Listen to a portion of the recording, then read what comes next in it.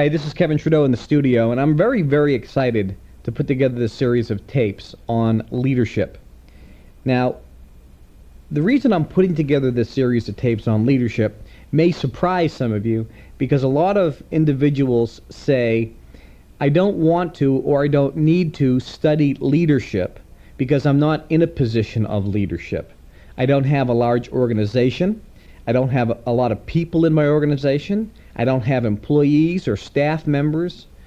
I don't have a large number of individuals in which I have to lead. Therefore, I don't need to study leadership. Well, let me just define for a moment why you need, in my opinion, to study leadership, even if you're a one-man organization. If you're listening to this tape and you have no staff members, no people in your organization at all, you have no employees, and you do everything by yourself, which is pretty unlikely, but let's assume that that's the case. Why would you need to study leadership? The reason is, now listen and pay attention, the reason is the most important person that you have to lead is yourself. Think about that. The most important person that you have to lead is yourself. There's a secret, in my opinion, to all success, and that's personal responsibility. Ponder this for a second. You're at a point in your life where, and I know this, you're not where you want to be. Some of you are frustrated. Some of you are angry. Some of you are bitter. Some of you are excited about the future. But if you really were to look at and objectively look at your particular current status and situation, the income you're making, the debts you have, the lifestyle you have, the personal freedom, time freedom that you have, the relationships you have, the happiness factor, your own stress levels, your own peace of mind, your feelings of security, your feelings of total happiness and excitement and motivation, your situation regarding how you feel about yourself. How about your physical body? Are you at the weight that you want to be? Do you have the energy levels physically? Do you look like you want to look when you look at yourself in the mirror physically?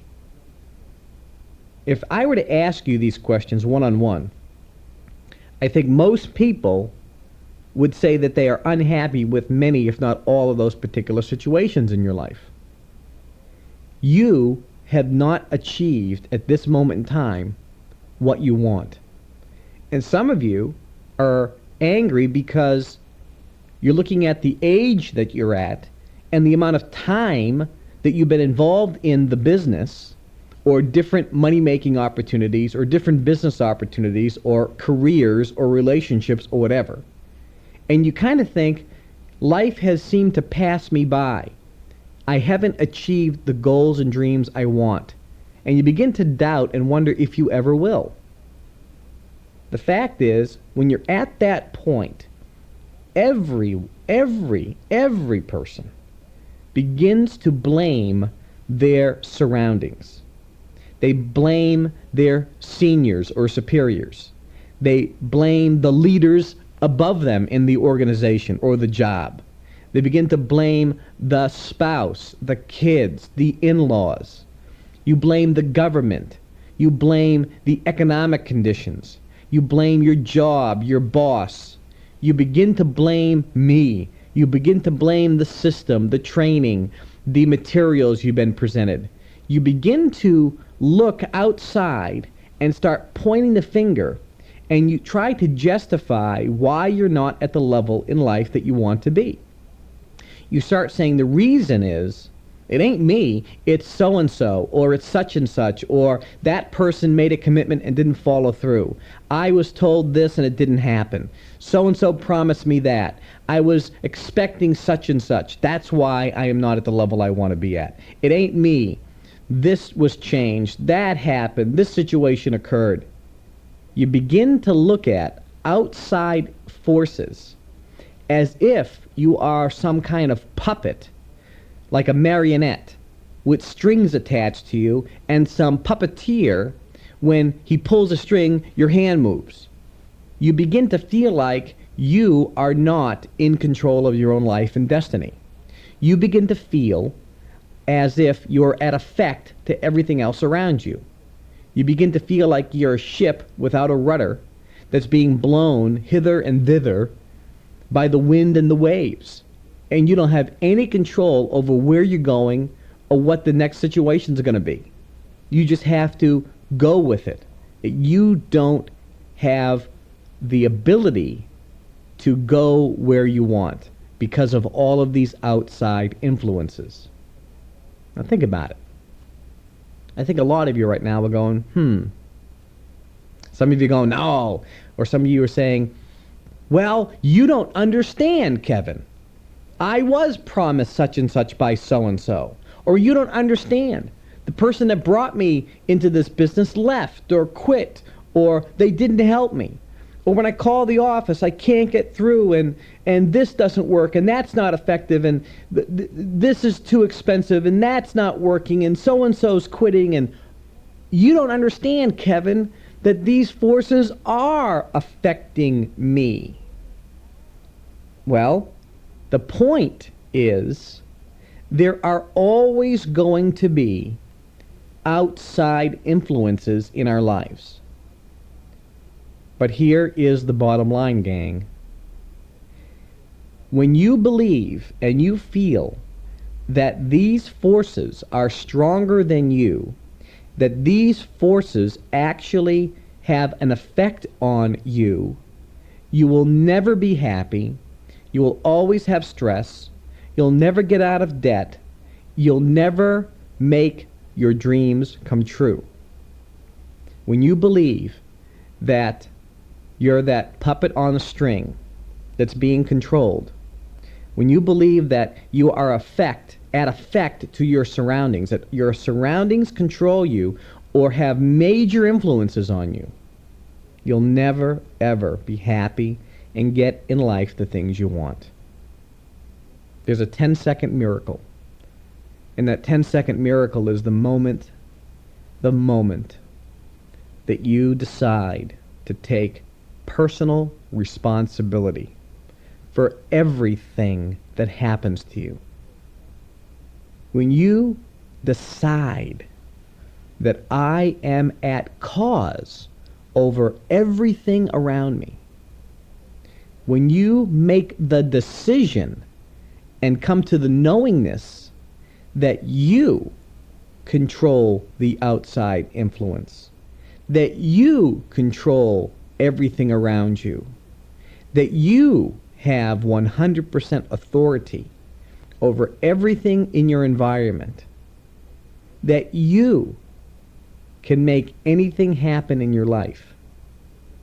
When you make that decision, everything in your world will change. Because that's the moment that you take personal responsibility.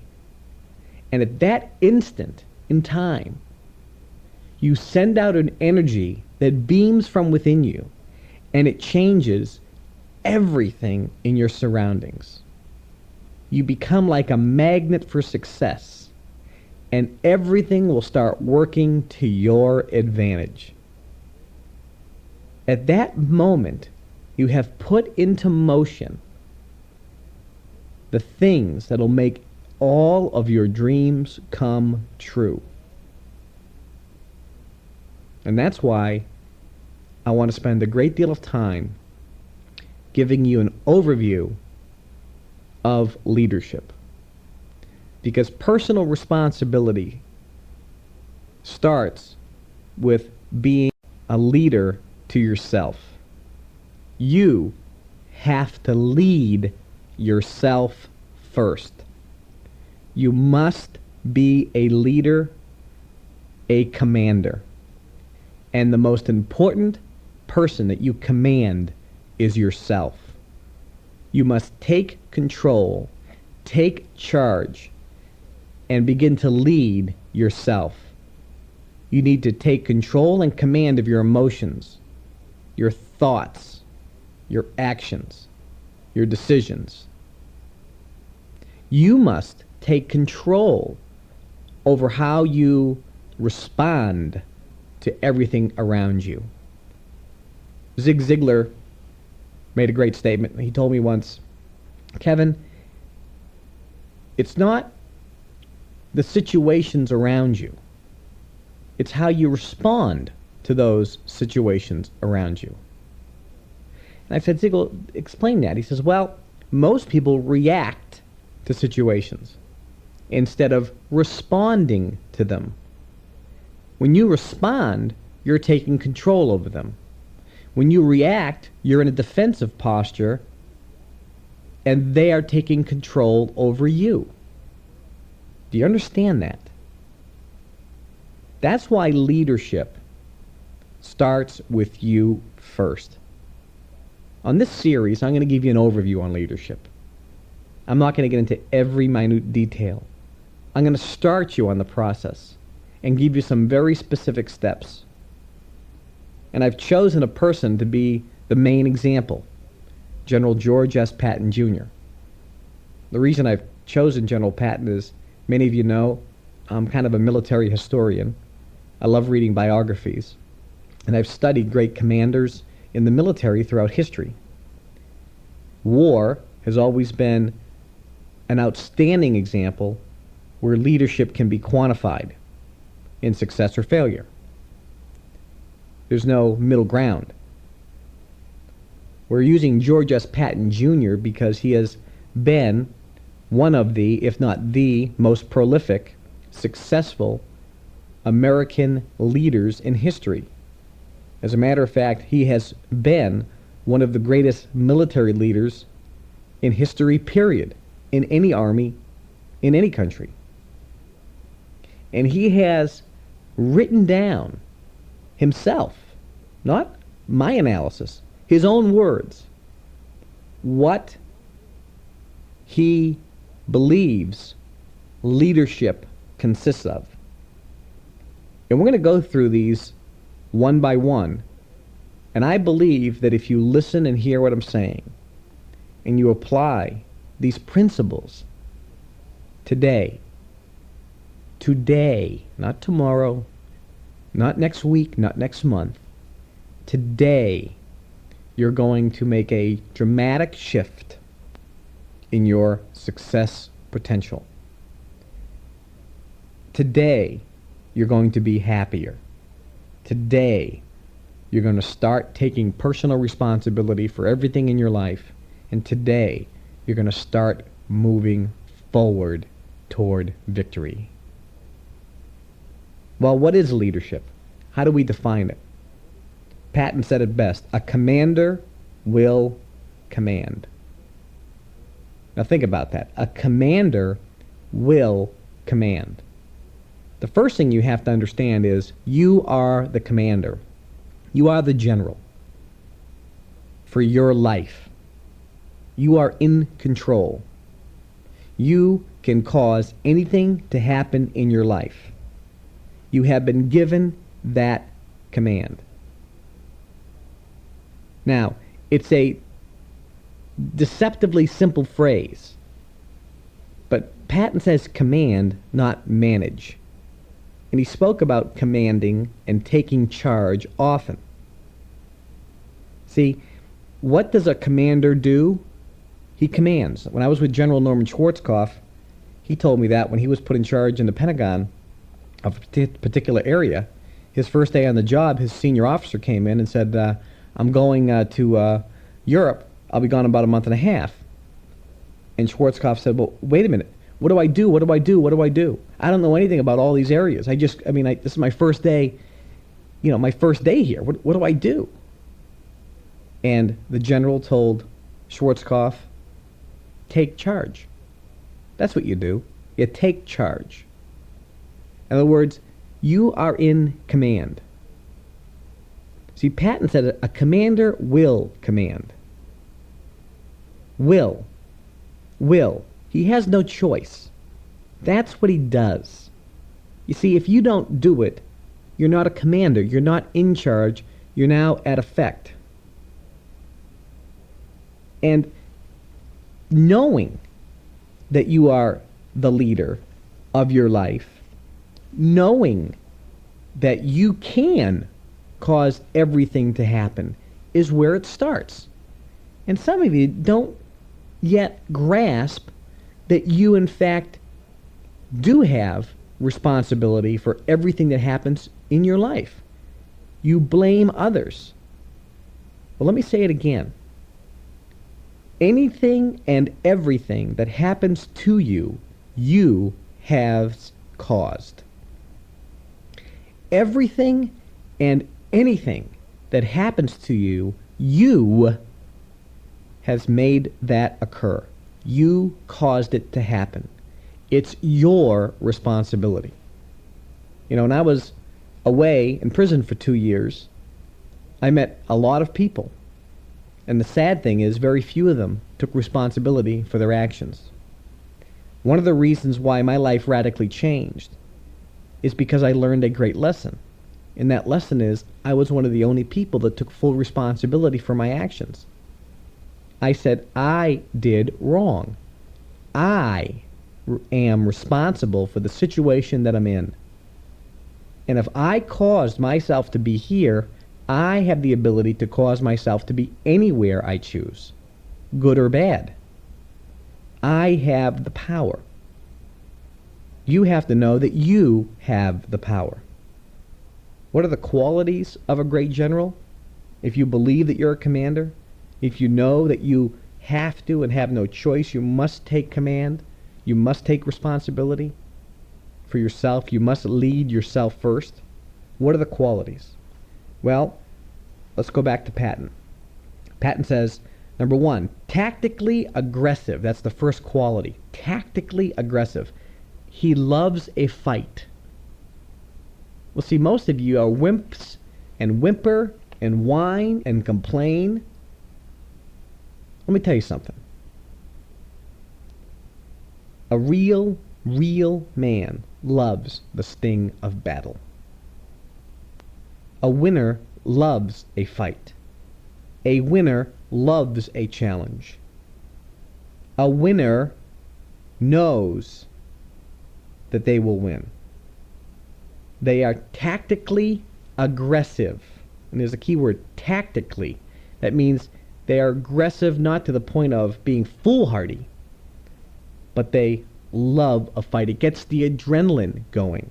And many are right now have been beaten and are down and get depressed and lose enthusiasm and lose your excitement and love of a good battle. And life is a battleground. You have to get out there and fight some battles. That's what happens. It isn't smooth sailing until you die. You know, that's fantasy land. This is the real world. This ain't some made-up Hollywood movie. This isn't some theory. It's a lot of BS. I'm talking about this is real life. If you want to be a great general, you need to be aggressive and you need to have that love of a fight. When it happens, don't get depressed. Get excited. When something gets thrown at you, get fired up about it. Because it's going to give you an opportunity to show that you are at cause, which makes the whole momentum cycle happen. Number 2, strength of character. How do you define character? Cavett Roberts said it best. Character is the ability to follow through on a decision long after the excitement and emotion of the moment has passed. See, a great general has strength of character. When they make the decision, they understand that there will be ups and downs.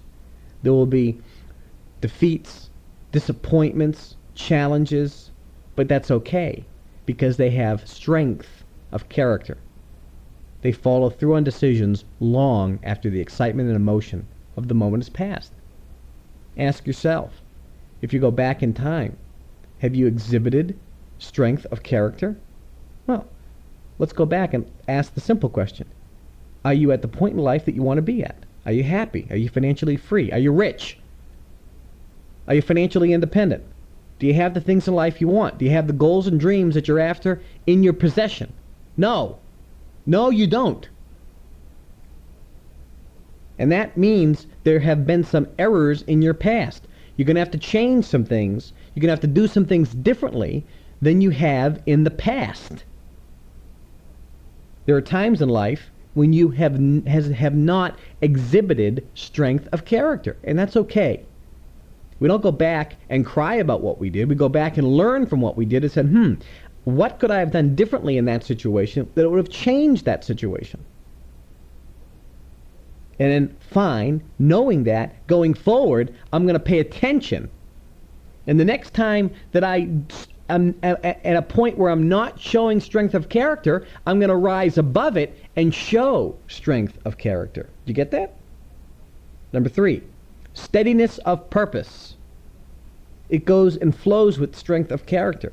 It's steadiness. Look that word up in the dictionary, steadiness. What does steadiness mean? And by the way, when I say look it up in the dictionary, I mean look it up in the dictionary. How many of you are going to shut the tape off and look it up in the dictionary?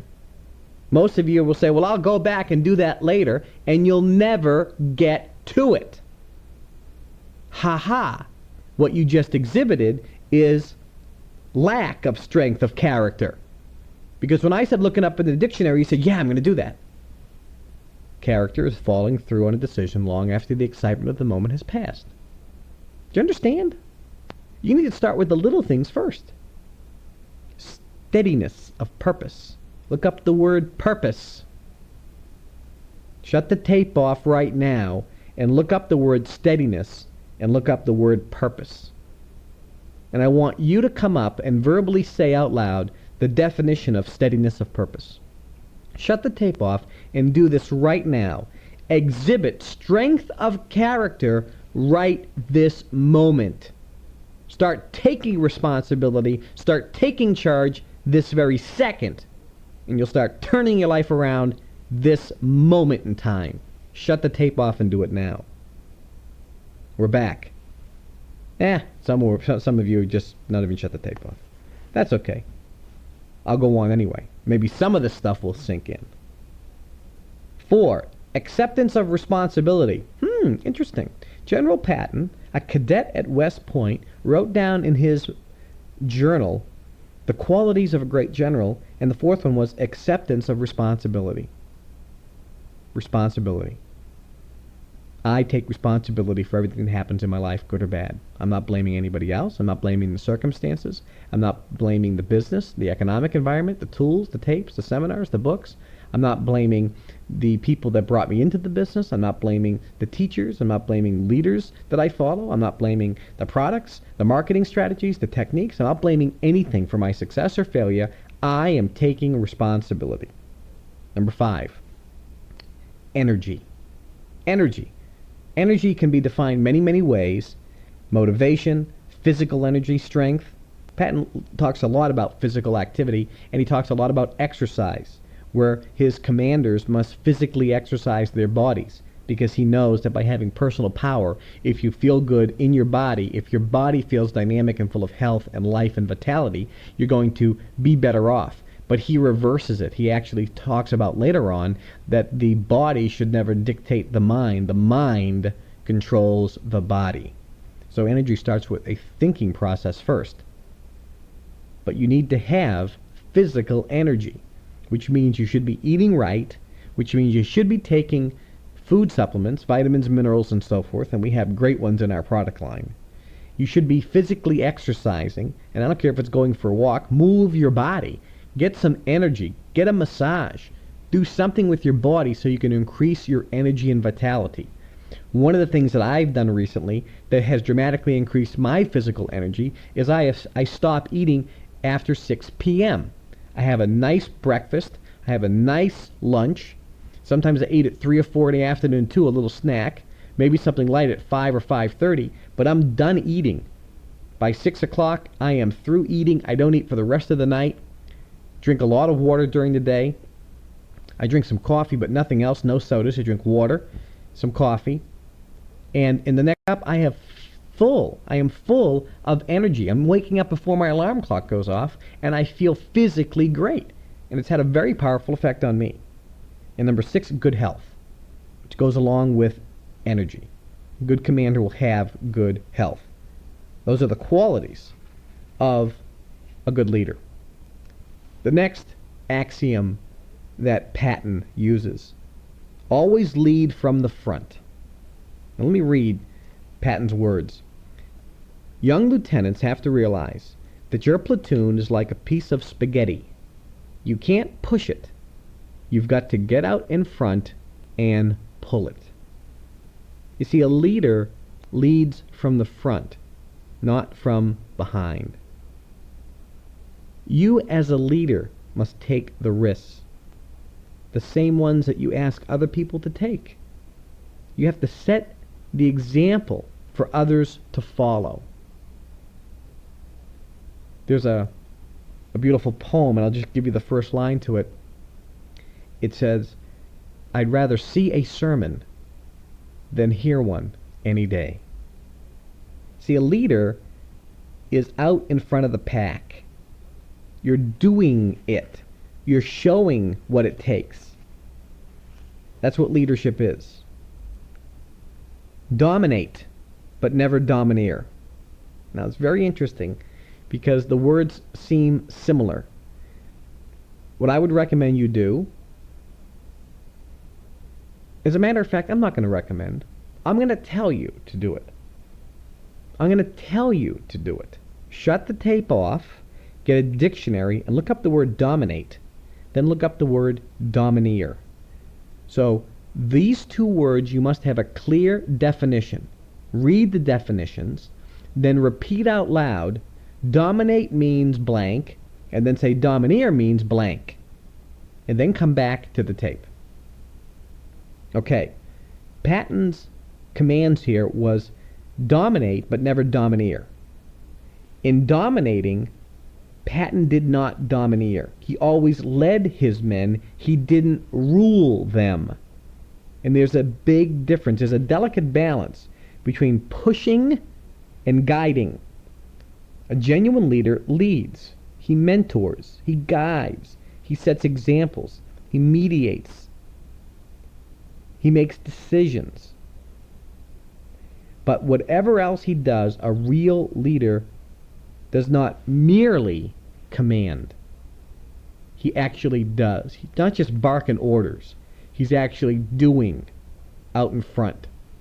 If you're going to lead yourself, and later hopefully lead an organization, you must be that type of person that dominates but doesn't domineer. Not a dictator, a leader, and there is a difference. The most important task of every commander, and I'm going to read Patton's words directly because this is very, very significant. It doesn't make any difference what the rank is for promotion. Could be for a colonel or a corporal. Picking the right leader is the most important task of every commander. When I have a promotion to make, I line up all of the candidates and give them a problem I want them to solve. I say, men, I want a trench dug behind the warehouse. Make this trench 8 feet long, 3 feet wide, and 6 inches deep. That's all I tell them. I use some warehouse that has a window or a large knothole in it. And while the candidates are checking out the tools they want to use, I get inside the building and watch through the window. After resting for several minutes, they will start talking. They'll start asking about why I want such a trench built in such a way. They will argue that 6 inches is not deep enough for a gun emplacement. Others will argue that such a trench should be dug with power equipment. Others will say it's too hot or too cold to dig. The hard's too heavy. If the men are officers, there will be some complaints that they should not be doing such a lowly labor as digging a trench. Finally, one man will give an order to the others. Look, let's get this trench dug and get the hell out of here. Doesn't make any difference what that old SOB wants to do with this trench anyway. Let's just get it done. That's the man who gets the promotion. Never pick a man because he slobbers over you all the time with kind words. Too many commanders pick dummies to serve on their staff. Such dummies don't know how to do anything except say, "Yes, sir." Such men are not leaders. Any man who picks a dummy cannot be a leader. Pick the man that can get the job done. Now think about it. One guy had an order and just did it. No ifs, ands, or buts. They just got it done. They weren't thinking about it. They weren't talking about it. True successful people in life are too busy doing what the other guys are still talking about. So I want you to be that guy. First and foremost, I want you to be that guy who just gets it done, and gets it done now. That is a major attribute of a leader. If you're going to do something, do it and get it done now. Not tomorrow, not the next day. Leaders get it done now. An effective leader in any organization not only knows how to delegate tasks,